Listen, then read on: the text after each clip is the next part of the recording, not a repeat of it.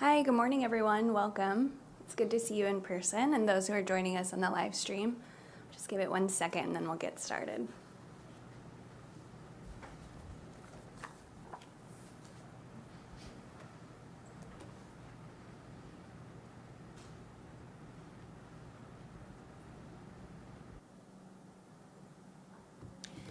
Okay, well, it's great to have you all. Thanks for kicking off your morning with us today. I'm Dobby Brown, the Senior Policy Advocacy Advisor for the Norwegian Refugee Council here in our U.S. office. Together with our colleagues from the Danish Refugee Council, we've co-organized this session, working together towards solutions, new ways of collaborating in protracted displacement and FCV settings. So today we have a hybrid panel, so we'll just give it a second for our colleagues who are joining on Zoom. There they are. Great to see you guys. We have 90 minutes together today, so I'll give a brief scene setter and then introduce our speakers so we can get directly into their insights. We'll have a few minutes for questions at the end as well for those that are in the room, so be thinking now as you have questions while our panelists give their interventions. So today we're looking at how humanitarian and development actors can work together to prevent displacement, strengthen resilience, and foster self-reliance in protracted crises and settings experiencing fragility, conflict, and violence. Long-term stability means tackling the drivers of displacement and embedding solutions from the start, which is bridging humanitarian and development efforts as early as possible and encouraging locally led solutions. But current funding risks having polarized responses. So emergency aid that's stuck only to hotspots and not contributing to sustainable solutions, or development finance being confined to stable contexts, which leaves gaps and stalls durable solutions. So our experts today will ground their contributions in case studies across emergency and transition contexts. We'll hear what's working, what isn't, and how to scale integrated approaches for inclusive, sustainable outcomes. So I think we've had some slight changes in the lineups from what's listed, so we'll be sure to introduce each of our panelists before they speak so you know who you're hearing from. So without delay, I'll briefly introduce our first colleague who's joining us online, Frikk Harmens from the Danish Refugee Council.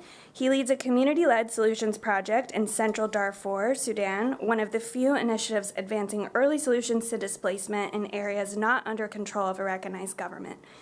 His work is aimed at building resilience and self-reliance among displacement-affected communities, and he also co-chairs the National Durable Solutions Working Group with UNDP and UNHCR in Port Sudan.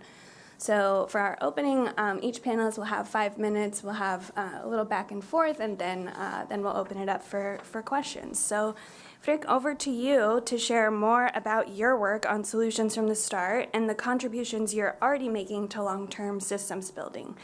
Can you help us see why these approaches and accomplishments don't just go to waste in a place like Darfur where conflict is ongoing?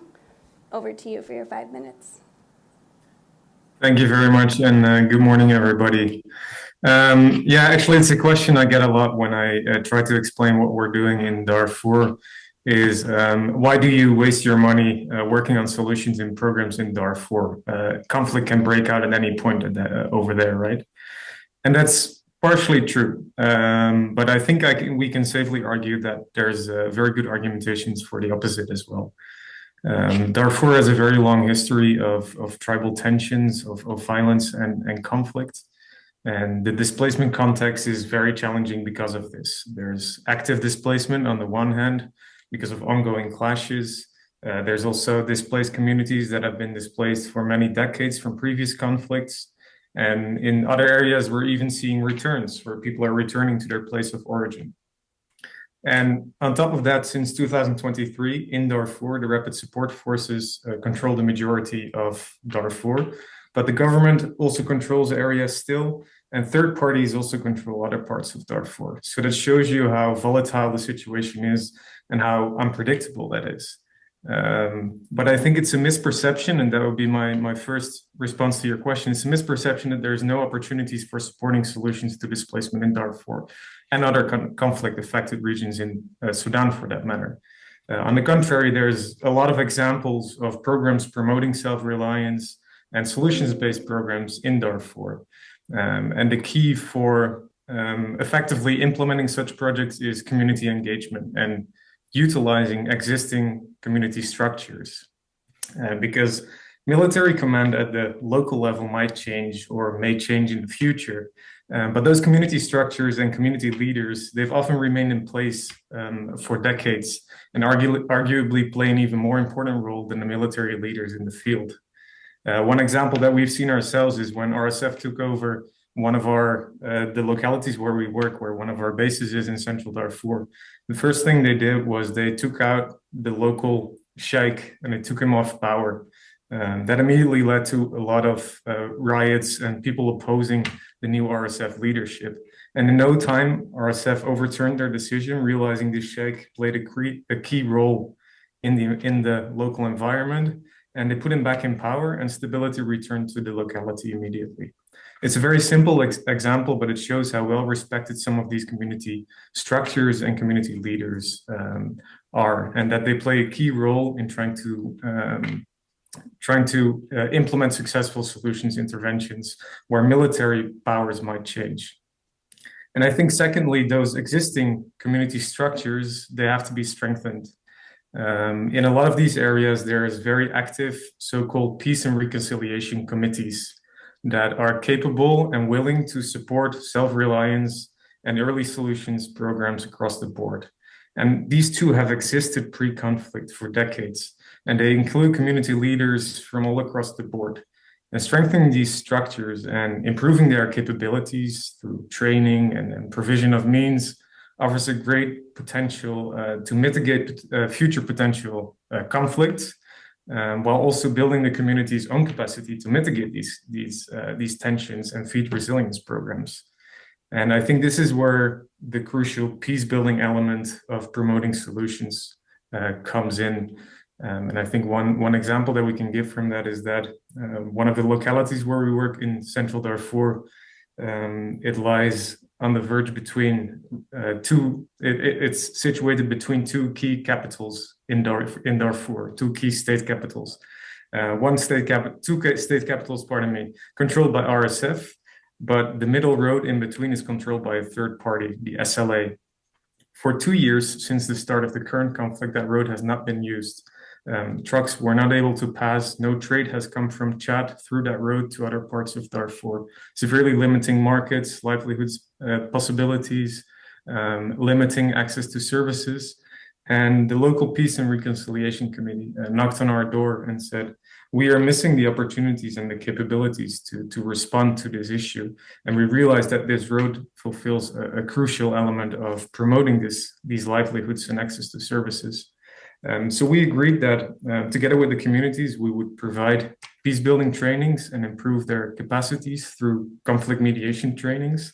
And after these trainings, they set up a so-called local peace committee to discuss the issues between the two leading parties and how to overcome the challenges with the road.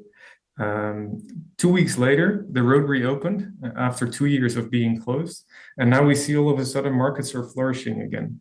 And this part of central Darfur, it's called the green heart of Darfur, where there's a lot of farming that region plays a very important role in also feeding other areas.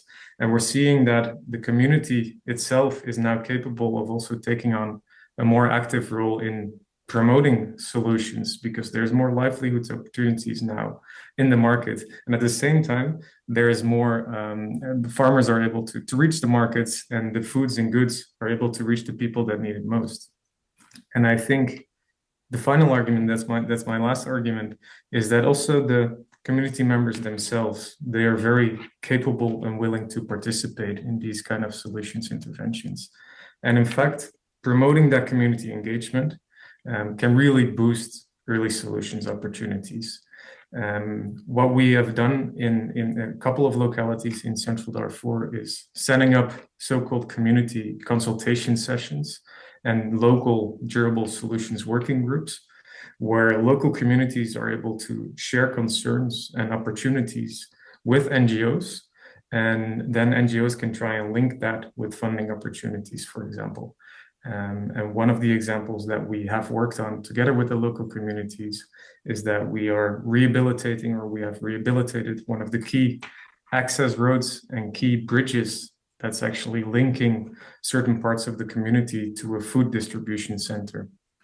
For 4 months in a row during the rainy season, that locality is completely cut off from the rest of Darfur, meaning that there's no access to services, no access to livelihoods, no access to healthcare, etc.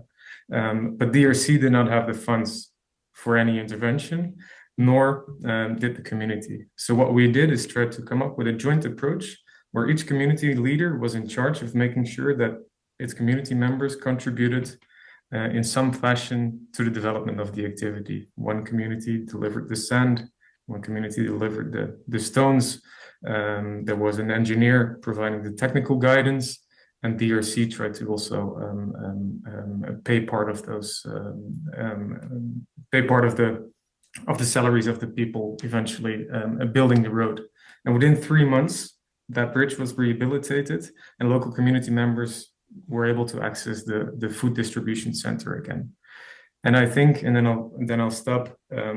We've been working in Central Darfur for 20 years, and for the first time now, we are getting feedback that the local communities have told us that they feel that finally they are the ones also steering the direction of these kind of projects.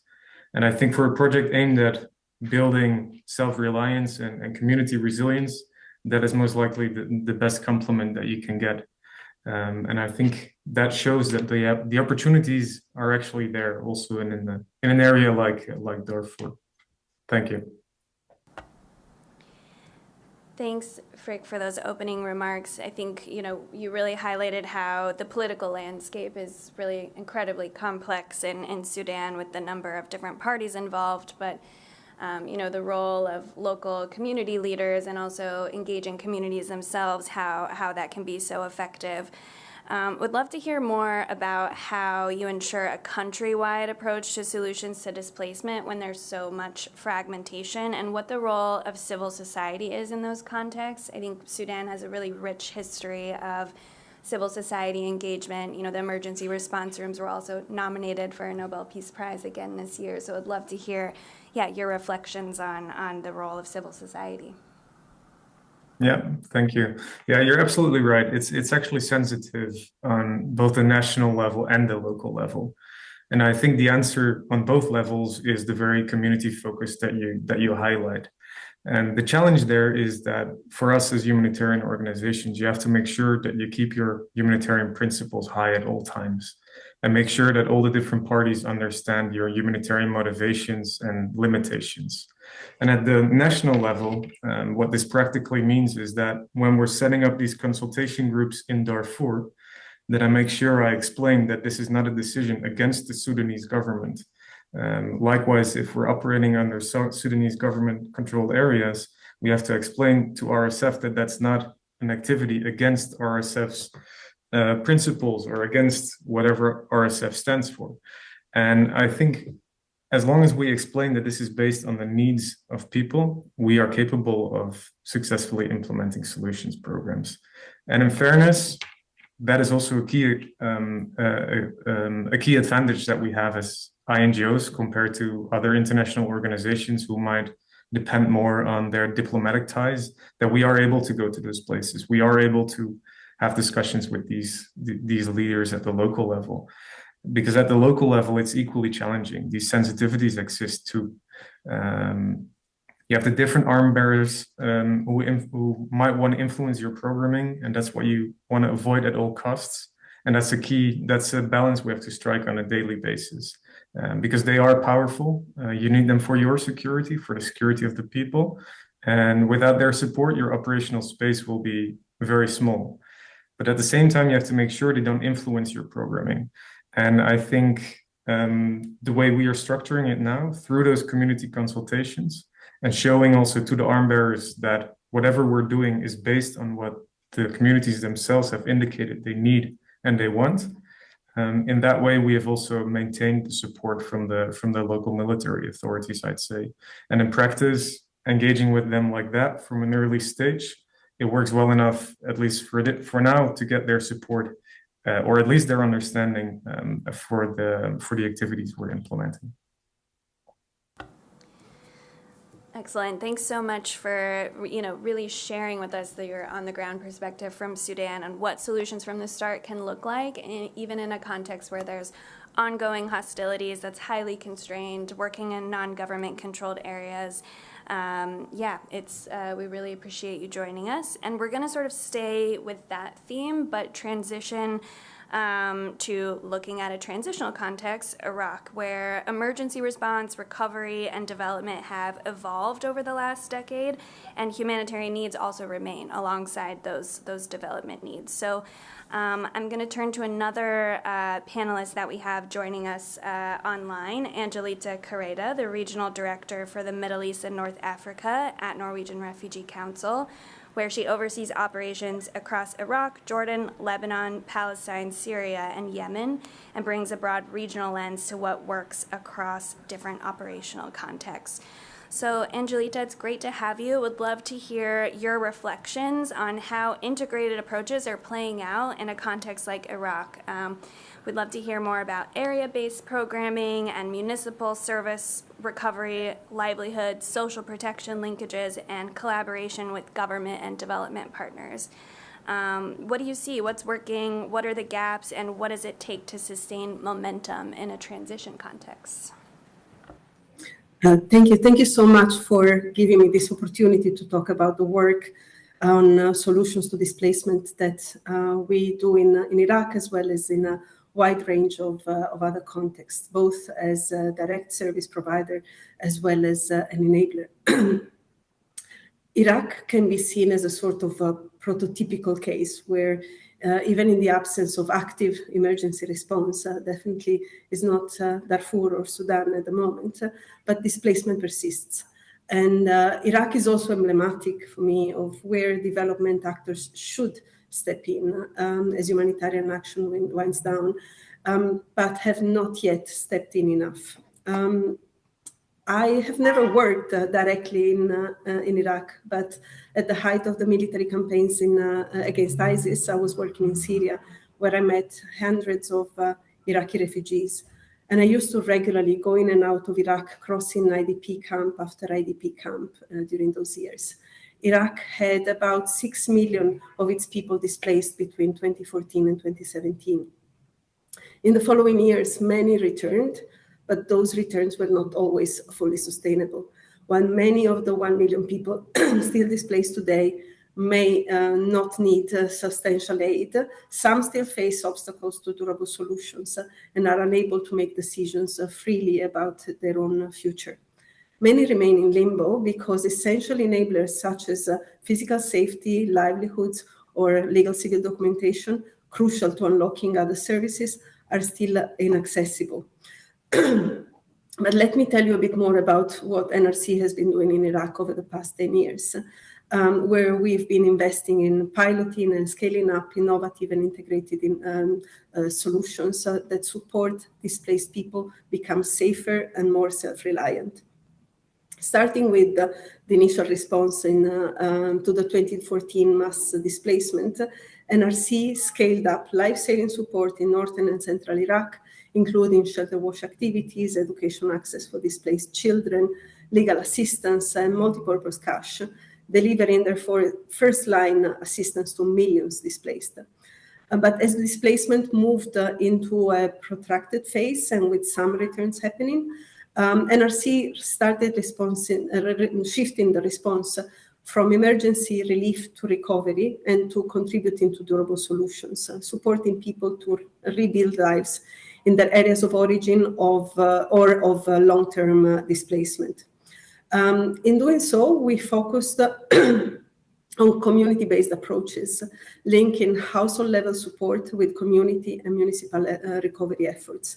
People needed adequate shelter and infrastructure, but they also needed livelihoods, markets, and functioning services, not just buildings.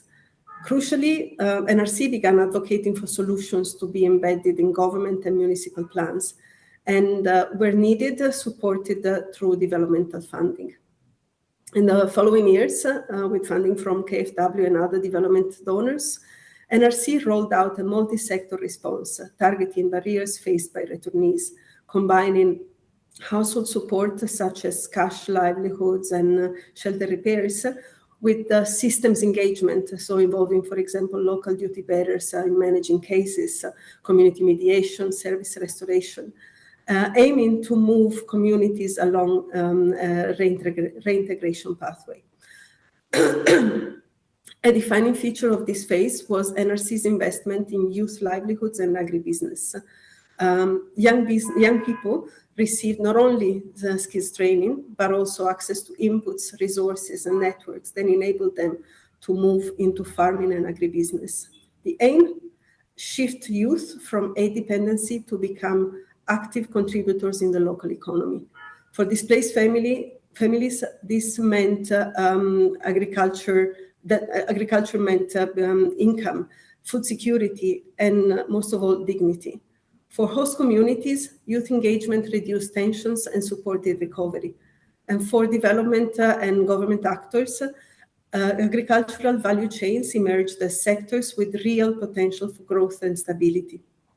This was crucial for us as it demonstrated the promise of complementary solutions, where humanitarian actors like NRC open doors for youth, while development and private sector partners expand opportunities.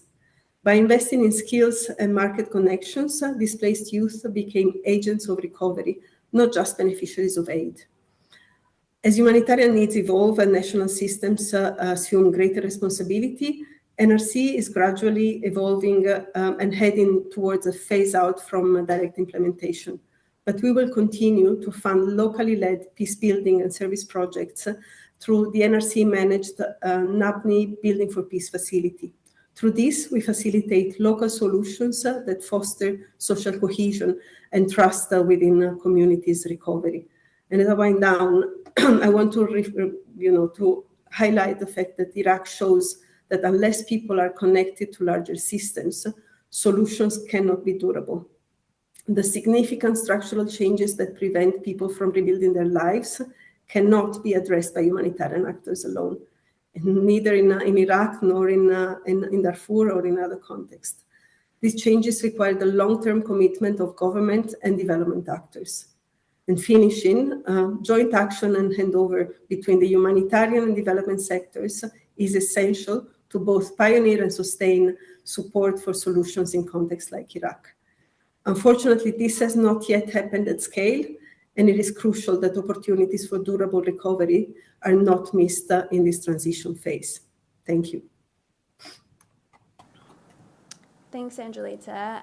Would love to hear a little bit more about the lessons that you've learned working with NRC in Iraq, of how those could be applied in other contexts that may experience a transition. I think, unfortunately, contexts transitioning out of conflict are fewer and farther between these days, but we do have some hope on the horizon with Syria. So would love to hear sort of what lessons would be transferable to a context like Syria, or what the differences might be in response there. Indeed, and I have to admit that while looking at the developments in Syria in the past 10 months, the case of Iraq has resonated strongly on my mind. I think we can draw 4 main lessons from the Iraq experience, and I touched already on some of these points. But people need more than buildings. Recovery is not just about reconstructed houses or reopened schools.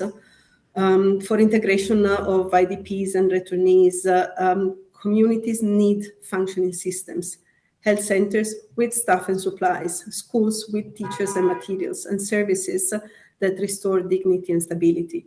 I can remember in the aftermath of the changes in power in Syria at the beginning of this year, one thing that we kept saying was absolutely shelters are important, but if you don't have everything that goes together with it, if you don't have the investment on other sectors, buildings are not enough.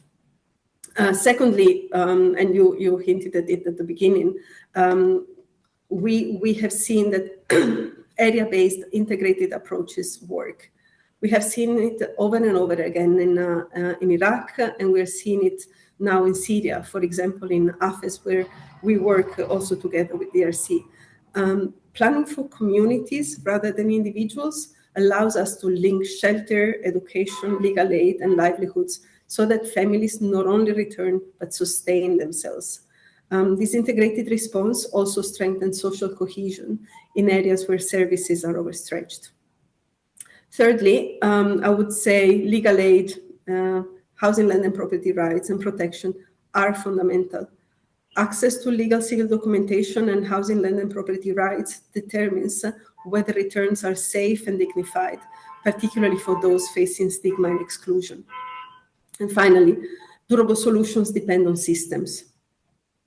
They last only when embedded into government and municipal plans. We've heard it also from Rick just before my intervention.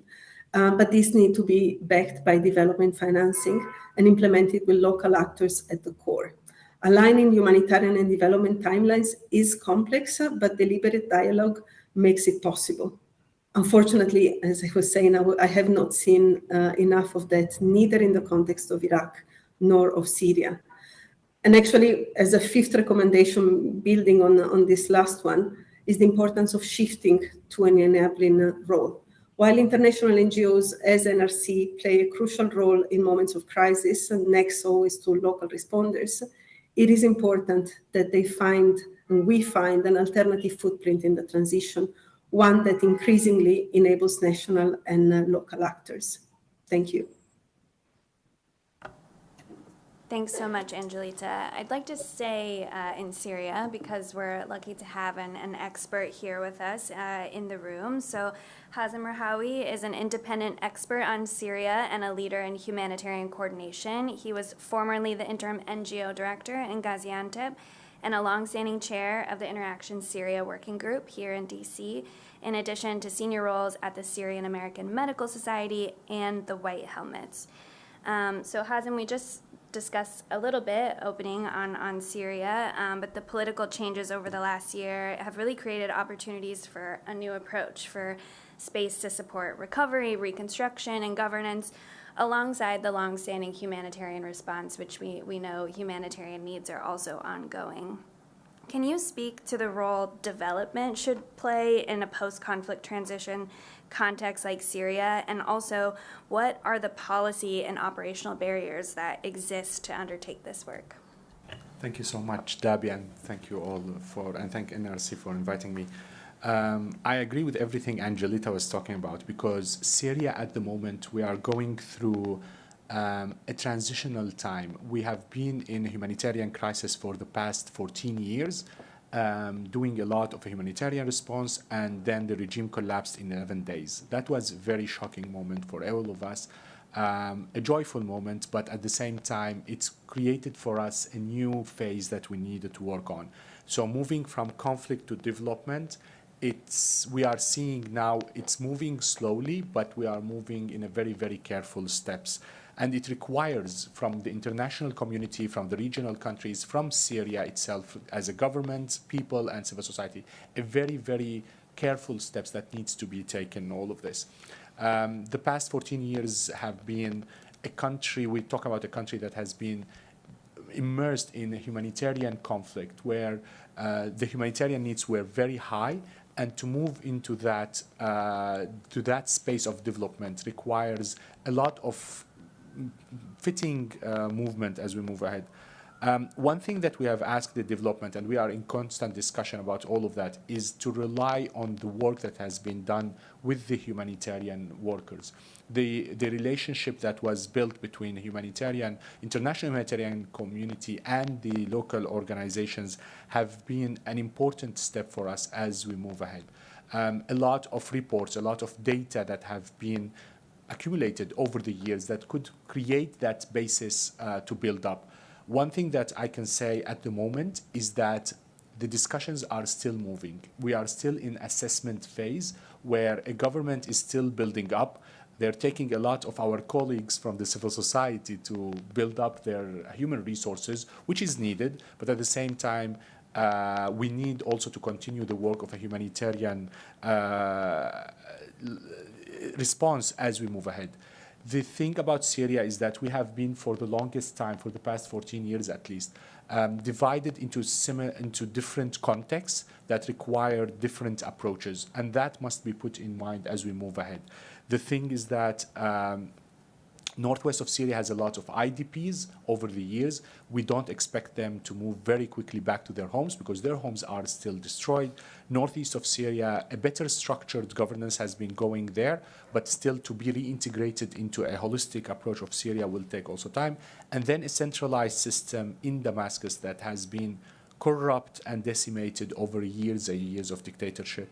So all of that will require, as I keep repeating and listening to colleagues from Darfur, from Iraq, we are moving into a space where we need a very, very delicate moment and delicate approach in all of this.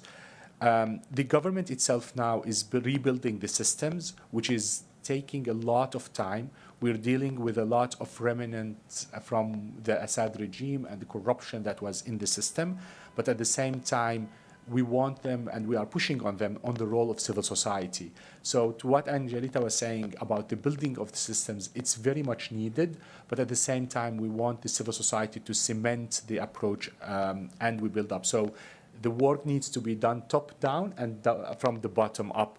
It cannot be done without both of them working together in all of this. We are pushing a lot on international community with the UN and World Bank and colleagues from the international organizations and even humanitarian to assist us build up rather than taking over. So that's for us a key moment for us to maintain and push on all of that. The role of civil society is very, very important. We are hearing a lot of talk about building the governance, yet the civil society is the entities that will remend the country. Unfortunately, since the fall of Assad regime, we have seen 2 cycles of violence that the government was not good in its response to that. And that will undo the work that we all want to rebuild the country. So we are being very careful about how we engage with the government, and we are telling the government that it should allow the civil society to work on all of this.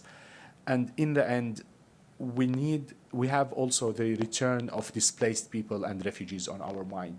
We have a lot of people that have been displaced in the country and then a lot of refugees in neighboring countries. That's for us a top priority, and that also requires a lot of agreements and discussion internally within Syria, but also externally with the regional countries. And definitely the way UNHCR and other international organizations work will be very, very important. Lastly, we need to prepare as well, and we hope the development actors to help us prepare for a collapse or a return of violence. Syria, while I know it's a very hopeful moment, that doesn't mean that we are the exception of not failing or not returning back to violence. So that kind of work together in tandem will be of a top priority. That's all for us. I mean, we are in a very joyful moment, exciting moment, but at the same time, we want to be very careful about how we move ahead. Thank you, Hassam, especially for that sobering reminder of cautious optimism, while we still lean heavily on the optimism side. But I know, this is a unique moment where humanitarian and development actors have a chance to, get it right, put our best foot forward. So I'm sure you have a long wish list for both humanitarians and development actors working inside Syria, but what's at the top of your wish list? What's one ask that you would make to your colleagues of how we can work together to support Syria now and in the future? It's the main thing is collaboration and coordination. Definitely humanitarian and development needs to work together. And I also, when Angelita said that we haven't seen that yet, I mean, yesterday, you and we were in a meeting with the World Bank to start to initiate the nexus. At least in my mind, it doesn't have to be the flashy words of the nexus or other, but rather to have and cement real steps of engagement and collaboration and coordination between the humanitarian and the development. The humanitarian can carry on for a while, but we cannot, as many colleagues and many of you know, we will not be able to continue that cycle after cycle. We will try to make the people survive, but at the same time, we want the development to start taking over and build the systems that will allow people prosperity. So the development can rely on the humanitarian for understanding the context, closing the gaps as much as they can, and the humanitarian can work with the development to build the new steps. So for us, it's working together and collaboration and coordination in all of this. That would be the main thing at the moment. Great, thank you. So I want to move us out of the Middle East a bit, and we'll turn our attention to another setting and another voice, hearing where local government leadership is front and center in Somalia. So I hope that Mayor Abdullahi Ali Wateen is online with us. I know he's joining from Somalia, so I'm not sure if the video... Oh, great, perfect. Let me just introduce you quickly, and then I'll turn it over to you. Mayor Wateen is from Baidoa, Southwest State, and he's formerly the Director of Durable Solutions and Urban Resilience and Chief of Staff in the President's Office. And he's going to really ground us in firsthand insights from a local government perspective. So we're very happy you could be with us today. Mayor Wateen, would love to hear from your vantage point. What does effective collaboration with governments, UN, INGOs, and development banks look like in practice on the ground at the local level? We'd love to hear your reflections on what's worked in Southwest State. And over to you. Thank you. Thank you. Good afternoon. First of all, I would like to thank Lena for inviting me to this important meeting, and also NRC in Somalia that have been supporting for these vulnerable people since for the last 10 years in Baidoa, in the areas of HLB, housing, land property, and also title deeds. It is so state is one of the fragile area, is one of the vulnerable area in Somalia that have led many high-level people to come to Baidoa from UN, INGOs like Jan Egeland, and also Professor Walter Kelly, who have been also leading the Durable Solution programs in the UN perspectives. So from 2016 until today, the municipality of Baidoa has been receiving the number of IDPs, and city now is hosting over 500,000 IDPs today in Baidoa. So with the support of the NRC, UN Habitat, IOM, World Bank, we have created a relocation settlement in Baidoa to relocate, to resettle those IDPs who have been in Baidoa for integration purposes and also for accessing land, housing, and property. So in 2018, the municipality of Baidoa has identified 15 kilometers square of a land to resettle those IDPs who have been the highest risk of eviction because they have been living in a private land. So to mitigate any risk of eviction, is the municipality decided to provide this land to resettle the IDPs here. The area has been planned very well with the support of the partners like NRCs, IOM, UN Habitat, the World Bank. It has been also every household has received 10 by 20 meters square of land, and also received temporary shelters and other basic services in the area. The World Bank has also supported access roads from the city to the Rogo site. So that has made a huge difference in terms of the connections from Rogo site to the city. So the municipality of Baidoa has been prepared with the support of the partners, city strategic plan, and also we have created area-based plan approach like integrated community action plan that have been consulted with the IDP, host communities, and also refugee returnees. So we know that this is a most challenging time. Also, when the USAID has been cut the funding for humanitarian, that has affected the lives of many people around Somalia and in Baidoa. So the World Bank has accessed us in 2016 to reconstruction the urban roads. The Somali Urban Resilience Planning Project has also reconstructed with the support of with the collaboration of the Baidoa municipality. We have constructed 22 kilometers square of asphalt roads and the drainage systems, as well as also we are now planning to reconstruct a citywide drainage systems, because city has become the forefront of the disaster in 2023 that have smashed the whole city in Baidoa. The United States has worked with NRC has worked with us in the areas of land administration, land management, and also accessing to the title deeds. So we have given title deeds for almost 12,000 people from the mostly from the IDBs and also vulnerable host communities in Baidoa. So like the partners, the World Bank, the KfW, and also the UK aid have supported the electricity access roads in Borao side and Baidoa citywide. So the Mashbat of Baidoa, almost Somalia is now hosting over 3,800,000 IDBs. So if from 1991 until today, with a humanitarian support. So we are more on focusing on the development perspective is because humanitarian. How long are you going to be in humanitarian? How long are you going to be people this people to be dependent to humanitarian?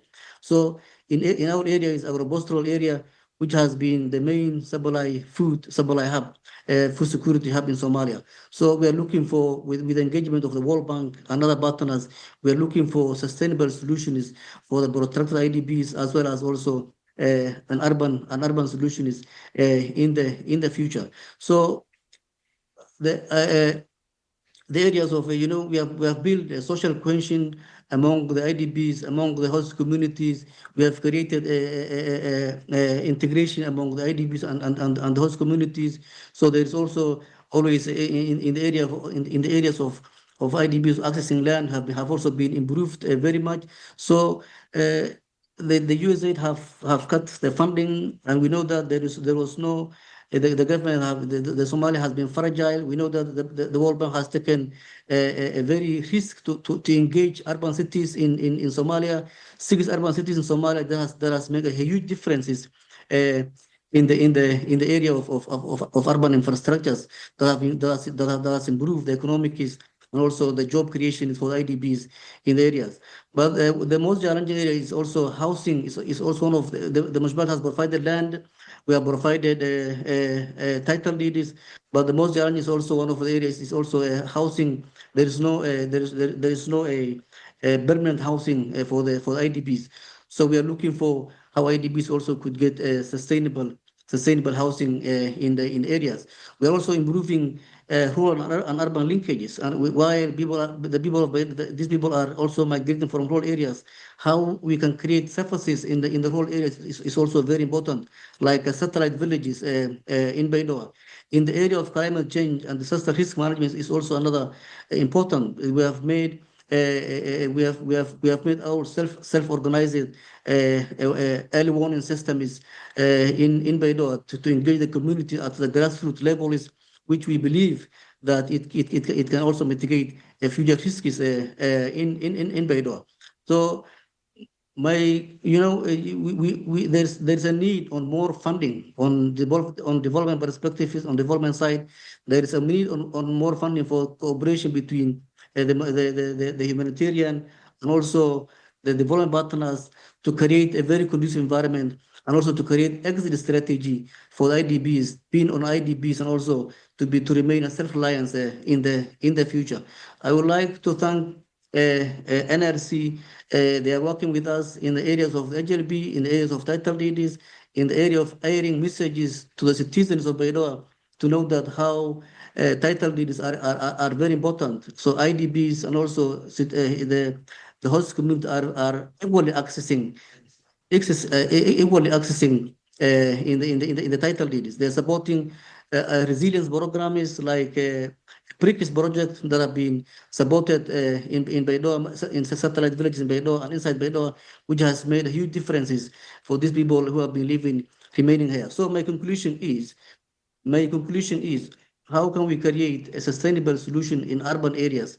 How can we create also sustainable job creations for the urban areas, which is important? What will happen? Today, USAID has cut the funding. A lot of people have suffered. The government have also suffered. What will happen if all humanitarian aid has been cut? Where Somalia will be going? So we need to engage with the World Bank, with the IMF, also and NRC, all the partners, to create some coordination mechanisms that will be that could enhance our cooperation, if our collective and cooperation efforts in the area in the areas of development and access to humanitarian, which is also very important. The Barabon Shbarat have also improved our governance systems, our revenue collection systems, which is also very important to enhance, because the World Bank is investing roads, so the maintenance is also very important. The compensation is also very important. So Manishbar is now taking care of all these infrastructures. We have to take care of these infrastructures. We have also improved our revenue collection systems. We have the organization is like IMF and the UNCDF has given us tax administration diagnostic tool assessment is which is to know that what is the possible, what's possible, and what's not impossible, what's not possible. So we to enhance this, so to generate this, we have created revenue enhancement action plan. So we know that where we are now, where we will be in the next year in our revenues to enhance. So we also digitalized our revenue collection system is at the municipal levels. So my recommendation is we need to improve the coordination is and also cooperation is among the humanitarian development partners and also the government partners, and also the areas of disaster management is also, and climate change is also another milestone, another challenging in urban areas, because Somali people are very unconscious how climate is very serious to these people. So what happened in 2023 was the lessons learned. So we don't want to happen again in Beirut. So we need to create conducive environment where we can create, where we can also create, mitigate future disasters and also future floods in Beirut. I would like to thank the World Bank for engaging these urban cities in Beirut. We can also see the differences of the projects that they have created, that they have built, and also creating of jobs, creating of the livelihood in the areas. So there is a need for more advocacy for financing on development areas, which is also very important. So NRC has also very good experiences in the areas of HLP and also eviction mitigation. So we have prepared eviction moratorium. So we request you can support NRC also in the areas of the land administration, land management, which is also essential in the areas of also the title deeds, which is also important. So our perspective is very good. So the World Bank, they have returned our hope. They bring a hope in the urban cities, in urban areas, after they have constructed these urban roads in Beidou. People of Beidou are feeling now some sort of good governances, and also good systems are also coming back. So we thank you very much. We thank for NRC. We thank for all the partners and the World Bank. Thank you very much. Over to you. Thank you so much, Mayor Watine. I think it's really useful to hear your perspective from a subnational level on, what coordination and collaboration looks like. And I think really also important to hear your emphasis on the need for flexibility about how population movements between urban and rural areas really require that close on-the-ground coordination across partners. And also the acknowledgement that, investment in these areas might be a risk, but also, the returns on the impact on people on the ground is really, really tenfold. So thank you so much for sharing that. We're going to move now to our final panelist, who's here in the room with us, Ms. Jade Njai. She's a Senior Operations Officer at the World Bank Group, and she's going to speak to how the bank is currently supporting work in FCV contexts, and how we can collaborate, strengthen collaboration between humanitarian and development actors. So thank you, Jade. We'd love to hear from the bank's vantage point. What does it take to successfully operationalize, some of these things we've heard today, and support what the panelists discuss, and where do you see the challenges in doing that? Thank you, Davi, and warm welcome. Good morning to everyone in the room and to all the colleagues connected online.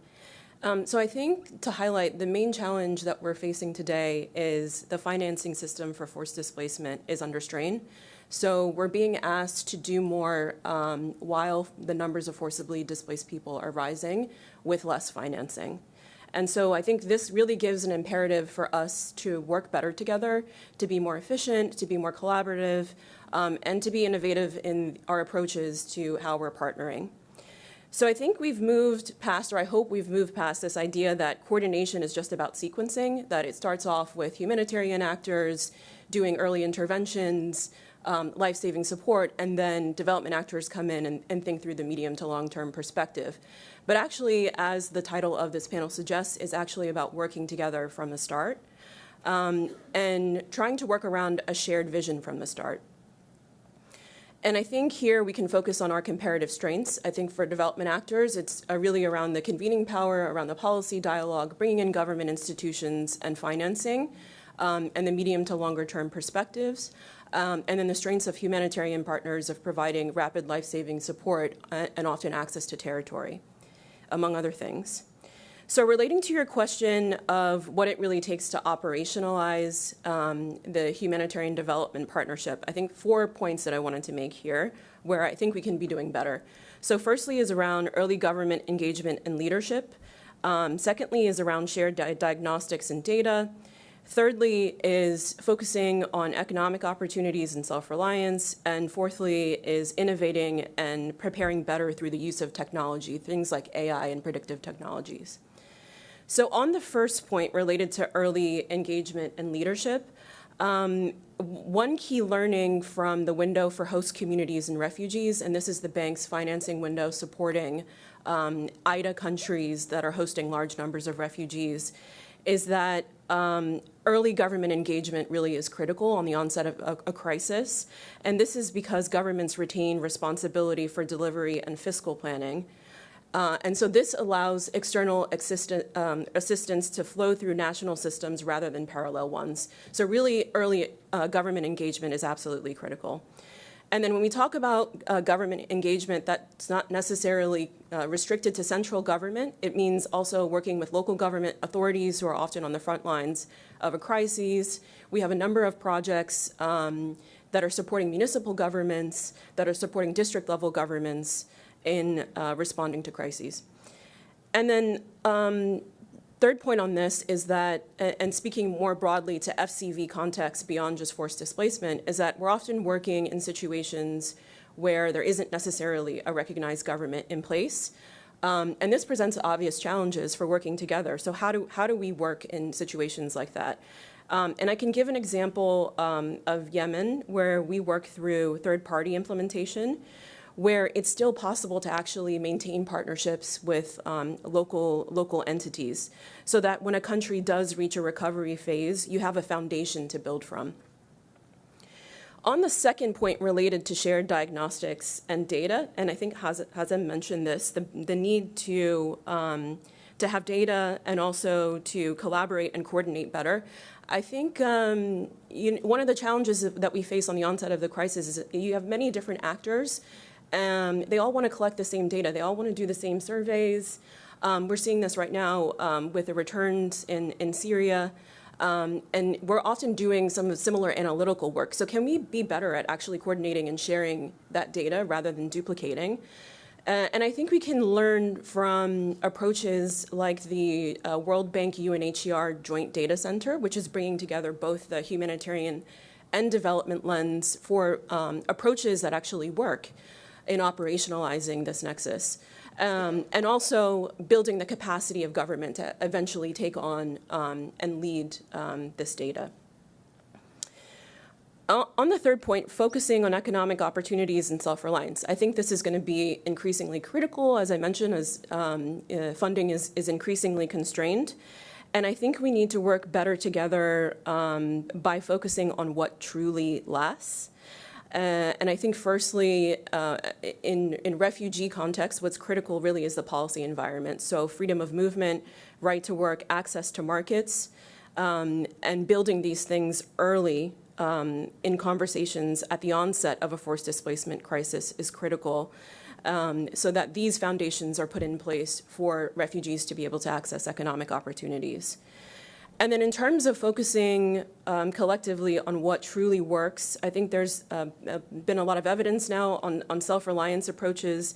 Graduation approaches have really shown to be effective and work well. These programs start with a bit of training, small grant, and regular coaching to help people gradually earn more and save more over time. But I think often the disconnect is that there's a bit of an assumption that if you do, sort of short-term interventions, training, livelihood support, that eventually this will connect to a job.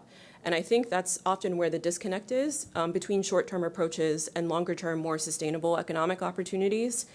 And I think this is where development actors bring a kind of different lens of focusing on broader kind of economic constraints and market opportunities. So doing things like focusing on access to financing, improving the investment climate, improving the infrastructure.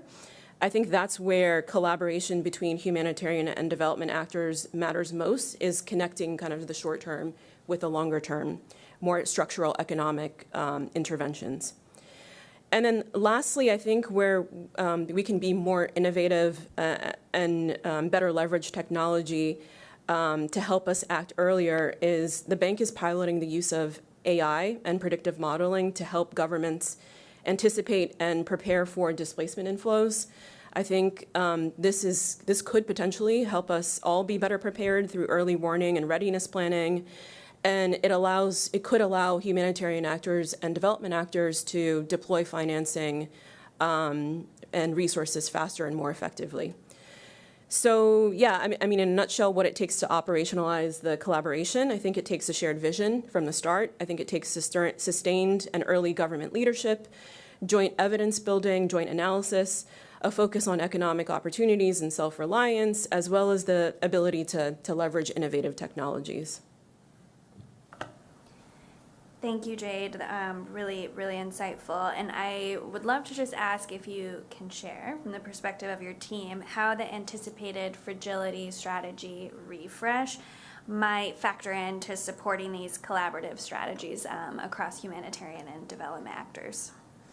So indeed, the fragility strategy is under preparation, so I can't quite speak to what the key themes are coming out of it, but I do know that one message is about balancing between urgent needs and achieving lasting development impact.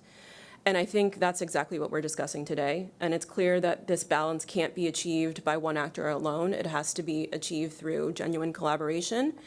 And I can say, for example, in situations like Sudan, where you have an active conflict situation, the bank cannot remain engaged in places like Sudan without partnerships, without third-party implementation, because we simply don't have access to a lot of parts of the country.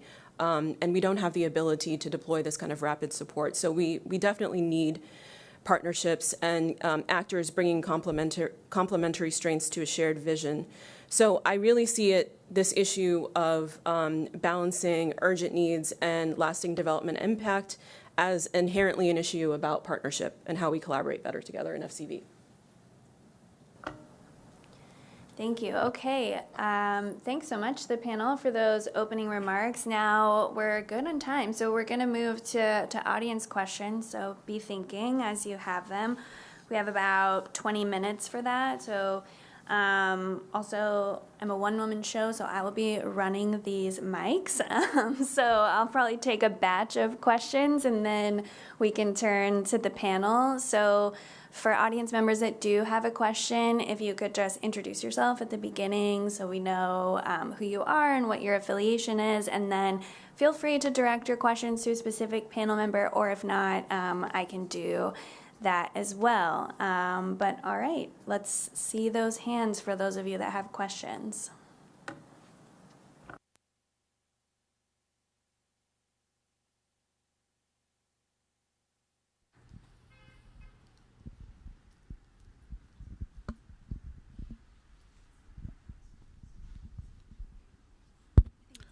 Okay, thank you. My names are Charles Che. I work with the FCV group of the World Bank. So I have two questions. First, I want to appreciate all the presenters for the good work they are doing and the presentations they did. My question will go to the mayor. I don't know if he's here online. So I appreciate what the mayor is already doing in his municipality, collaborating and coordinating with all the other actors. I would like him to talk more to the role of the government in sustainable solutions for forcibly displaced people, especially at the local level. What does the local government do? What are they doing to ensure that exit strategies of development actors and humanitarian actors are maintained, sustained when they leave, because they can't stay there forever, especially in the current conditions that we are living in. So what is the local government doing actually? My second question is for all the presenters. In the current context of humanitarian and development funding cuts, I'm curious about how humanitarian and development actors are going to approach forced displacement to reduce the need of external funding. Thank you.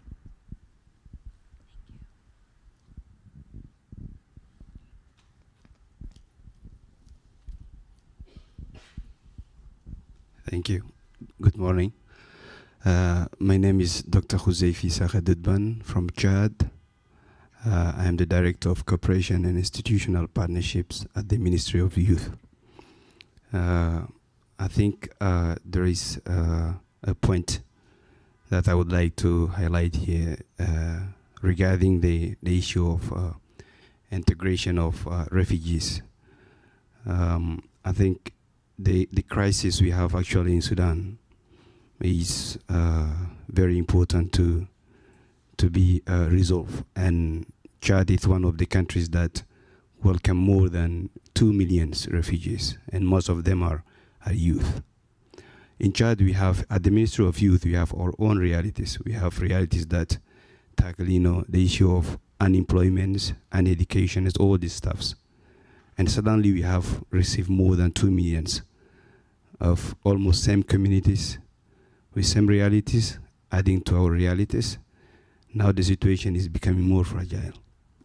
And some of the refugees we have received from Sudan cannot be considered to be refugees because they were Chadian in the past, and because of some crisis, they went to Sudan.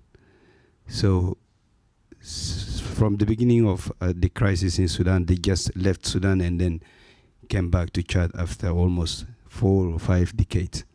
Some of them have their houses in Chad. They have their businesses running, so they didn't have any issues when they come back. But most of them, they don't have anything in Chad as connections or link. So they face this issue of education, unemployment, houses, all this stuff. They don't want to be staying in the camps. They prefer to come to the cities. So we are surrounded now by a very important number of, let's say, similar to us because they are brothers and sisters. So what kind of, programs, perspectives should we develop together as stakeholders to make sure that we have the necessary data, the resources, which should be available at the same time, how to facilitate their integration in the society. Thank you very much. Thank you, and thanks so much for sharing your perspective from Chad as well. Ashley Coleman, Security Women. I was interested in, sorry I came in late, problems with the metro. I was interested in comments about Iraq and about Syria. It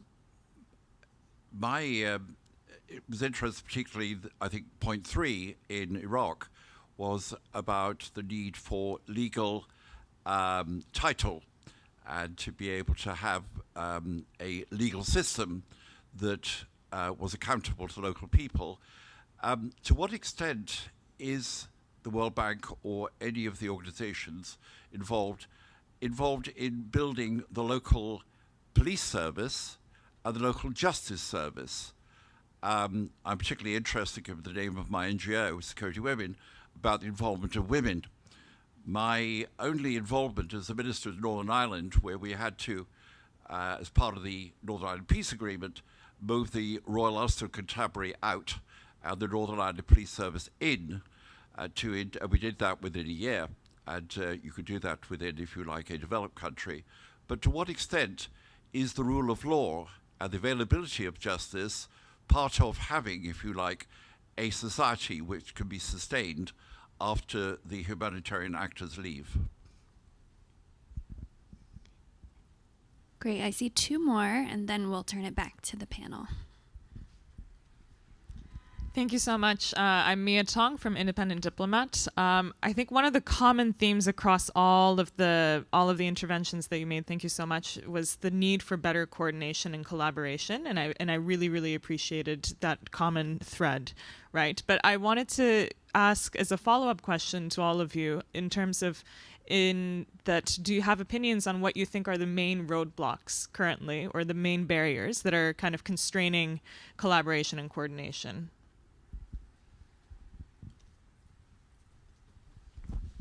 Thank you, colleagues, for the presentation. Brian Way from IFC. I would like to kind of hear from the civil society organizations, if you can kind of maybe unpack a little bit more with regards to what do you expect of sort of development partners, including private sector, with regards to returns. What do you see as, in the early days, what do you see as the top priorities for development partners to kind of focus on?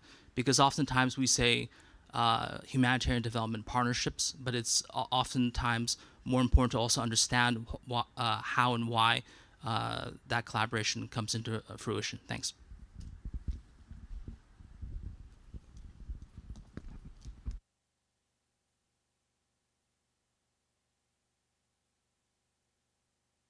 Okay, great. Thanks so much for those excellent questions. I think why don't we go in order on the panel with sort of the target of the questions that were asked. So we'll start with Mayor Wateen discussing the local governance perspective, and then we can turn maybe to Freek to talk about refugee support, cross-border between Chad, Sudan, and then Angelita Hazem addressing the questions on transitional justice and maybe civil society perspective, and then wrap up with Jade for any final thoughts.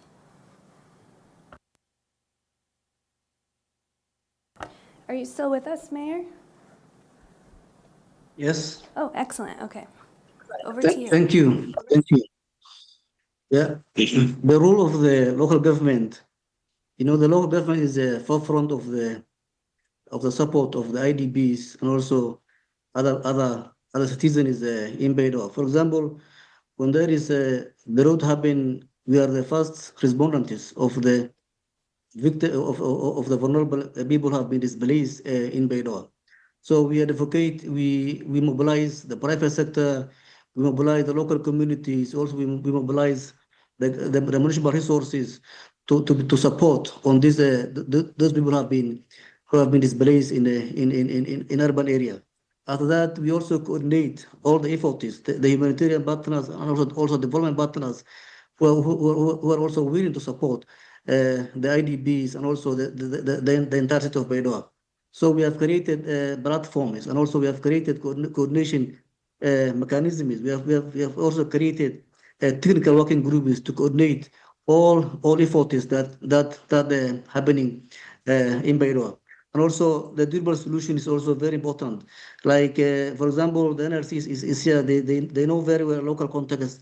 They support they work with us on durable solutions, and also creating some community level projects like construction of the federal roads, construction of the urban other community working groups. So it is very important. But the most challenging is the most finance goes to the federal level of the country. The municipality, they receive very less. There is no proper physical transfer happening to the municipal level. So the municipality relies on our own revenue collection resources, which is also we support and we decentralize our services into the communities.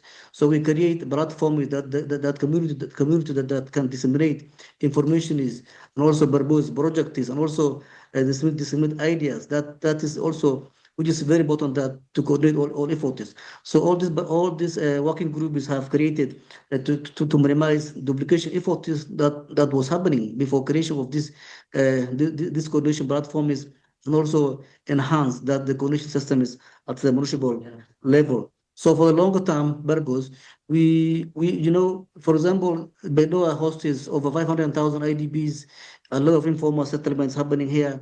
For the longer term, we need to think of on development perspective that can enhance the living conditions of these people from being dependent to humanitarian to reach self-reliances, and also go through the development areas that enhancing the capacity and economic capabilities of these vulnerable people.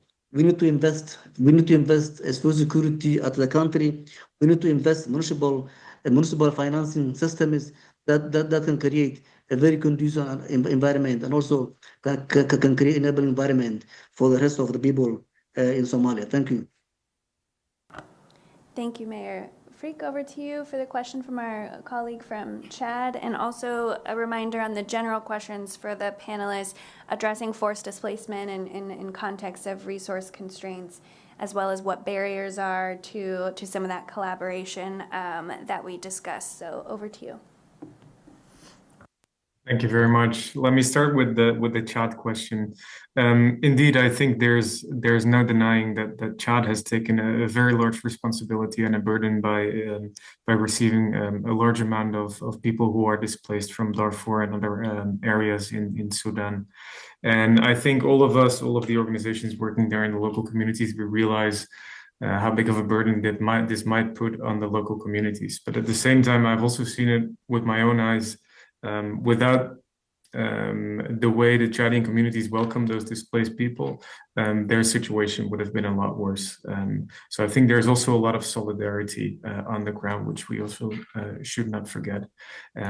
Maybe I should start by saying that most important for any displaced person is that any future for that displaced person should also be based on the intention of the people themselves. Would they wish to return?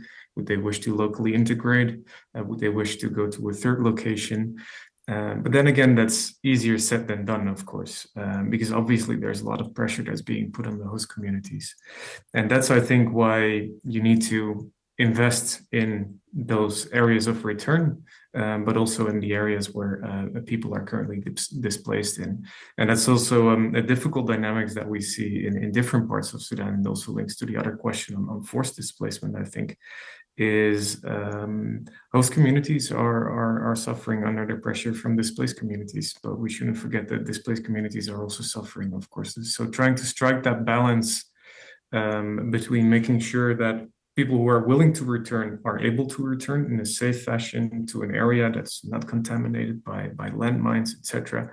And at the same time, making sure that the areas where those people are currently displaced to, that we also invest in access to services for the host communities and for displaced communities that would like to stay there and are able to stay there in cooperation with the local communities. That is key. So there will need to be some kind of a cooperation cross-border between Chad and Darfur as well. And the instability in Darfur is not making that easy. I realize that, and the fact that there's very little actors also present in Chad is also not simplifying that. So I think there's a responsibility both for the local actors on the ground and the local authorities to try and find that balance. And like you rightfully mentioned, share the data that is needed. And like I said, the intentions of the displaced communities, I think, are key in trying to find the best possible solution in trying to resolve their needs or meet their needs. Thank you. Angelita, do you want to tackle the question on legal aid and transitional justice and any others you want to come in on? Sure, and maybe just to clarify, NRC does not work per se in transitional justice, but we cover many other areas when it comes to legal aid and the impact of loss of rights for displaced populations. Also, maybe just to highlight, we do not work necessarily directly with or in direct provision of support to police forces. We do recognize the importance of that. We see it every day. We see it, for example, in emergency contexts like Gaza, where we're seeing the impact of the dissolution of the police forces in this second, the difference between the first ceasefire and the second one, where police forces have been pretty much dissolved. But we see it also in more stable contexts, and so we definitely recognize the importance of that. And where possible and relevant, we do work in collaboration with police forces, and I'm thinking, for example, of a context characterized by gang violence, like Honduras or other contexts in Central America. But let's say that's a bit more on the side. However, we, as I was mentioning, we do work a lot on housing, land, and property rights, on legal civil documentation, on support to legal rights of refugee and migrant workers. We work on mediation and collaborative dispute resolution and legal assistance. So all this work we conduct in different settings with community leaders, where available, with local and national partners. You were talking about the importance of that, and to what extent the rule of law is part of making returns sustainable.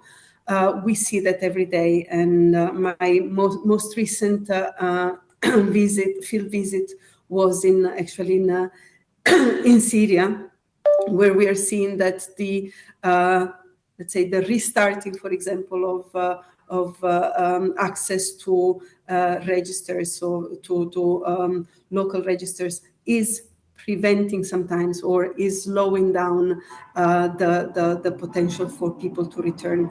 The lack of the difficulties to access in other contexts to access legal civil documentation prevents people from moving.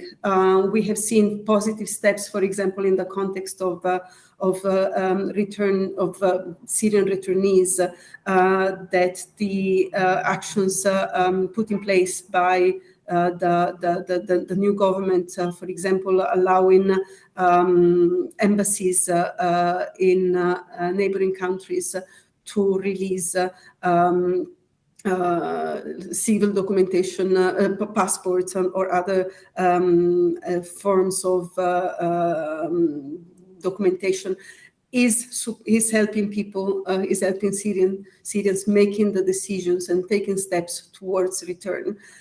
It's not the same in many other contexts, and in those contexts, NRC is supporting refugees or IDPs where needed to access the legal civil documentation, or their HLP, their housing, land, and property documents, to be able to make their returns first of all possible, and then sustainable. When it comes to ways of in a way interaction between local humanitarian actors, development actors, private sector, and local governments. As we were saying from the beginning, the Iraq example shows that this complementarity is possible, and when this happens, then we have success. Ideas and areas where early involvement of private sector that come to my mind, for example, is service provision, infrastructure reconstruction, service provision. And what we see is that very often, and this is the role that I think humanitarian actors can play, private sector actors do not always have clarity on what the needs of displaced populations are, which often vary compared to host communities. as humanitarian NGOs, as humanitarian actors, I think we can play really that role of bridging, in a way, the lack of knowledge of specific vulnerabilities and specific needs in displaced populations. And we use that over and over with increasing our use of technology. This is also important, as touching on what one of the other questions was, and I think we're talking about maybe it was Jade who was mentioning the funding cuts and how we should approach forced displacement when in a context of funding cuts. We're definitely looking at increased synergies across humanitarian actors with development actors and making those connections earlier and earlier, using technology, but also really it's the importance of interacting and using the solutions that community-based organizations that refugees themselves are finding, that are often much more cost efficient than the high quality interventions that we might aim to establish, but in the current constrained funding context are more difficult to establish. Thank you, Angelita. Hazem, over to you. Yeah, regarding the question, I mean, also on the legal title and system, we are still building up, and it's a top priority for us. The problem that we are facing right now is the intention of us rebuilding the country, but at the same time, the transitional justice and rule of law are key components. So how it will go, we are looking into lessons learned and how it will be done.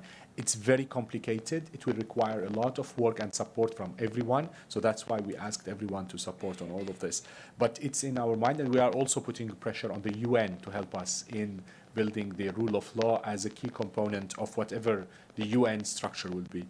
On the roadblocks and barriers to coordination and collaboration, I think many of the time the main block is translating the theory into application.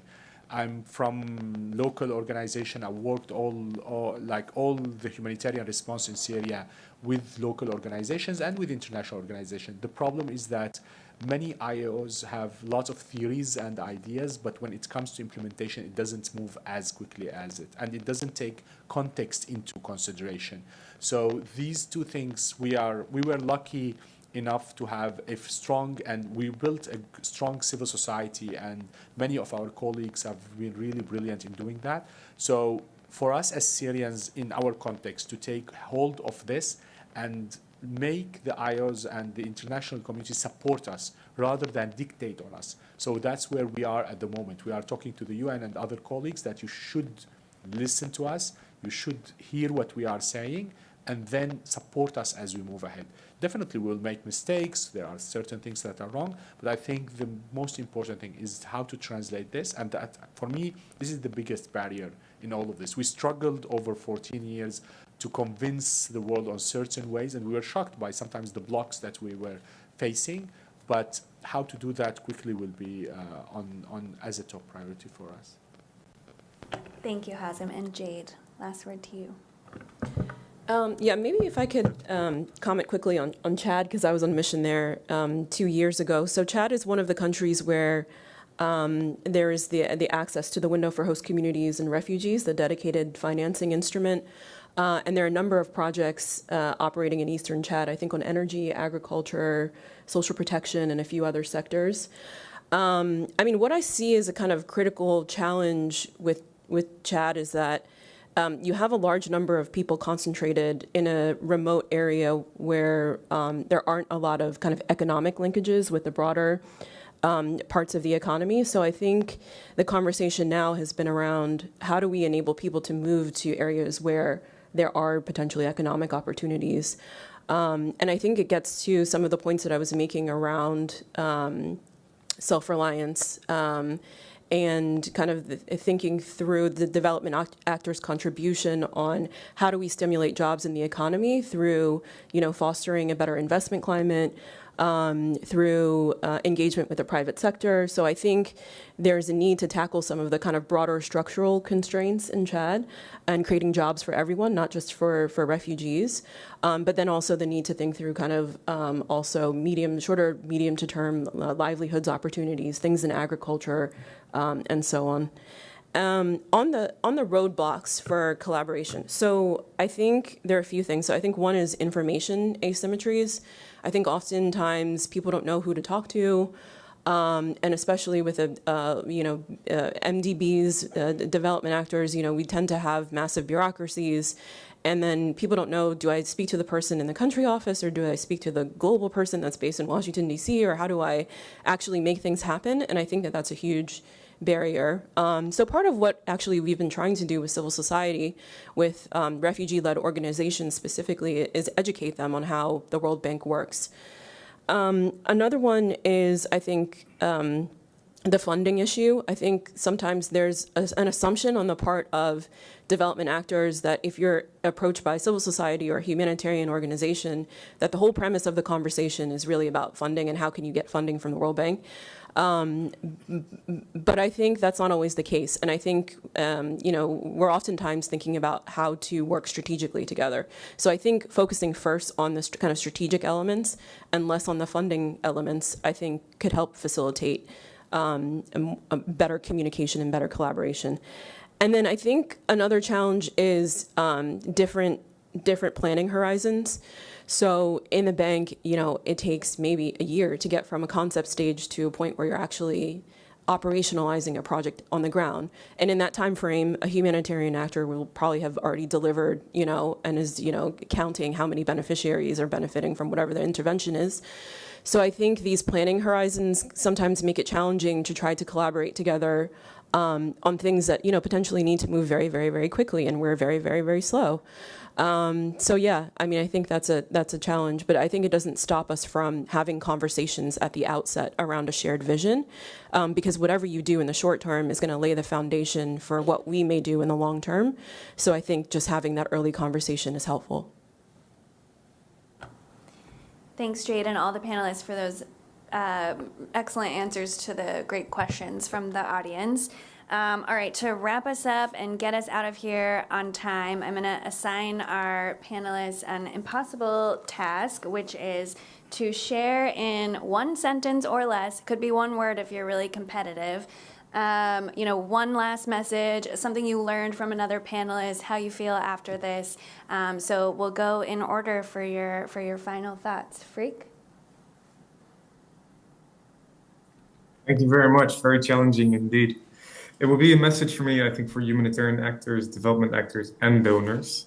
That is that in many areas where we operate, the community structures that I refer to, they were there long before these conflicts started, and they will be there long after humanitarian and development actors leave.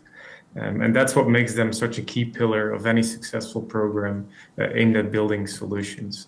And I think we've showed that that's also possible in non-government controlled areas like Darfur, and very necessary. Angelita? For once, I won't be hyper competitive, so I won't even try to respond with one word. But I will focus on some of the messages already mentioned. So early start. As one of my colleagues likes to say, it's never too early to start working on solutions to displacement. But then I want to just to pick on something that Jade has just mentioned, and to mention how much I agree with her. It's not only about funding.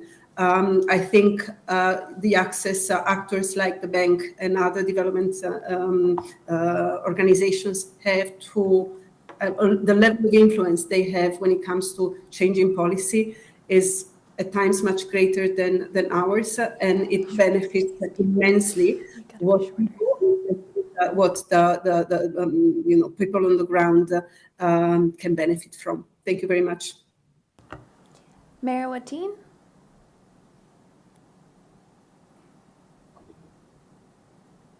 Yeah, thank you.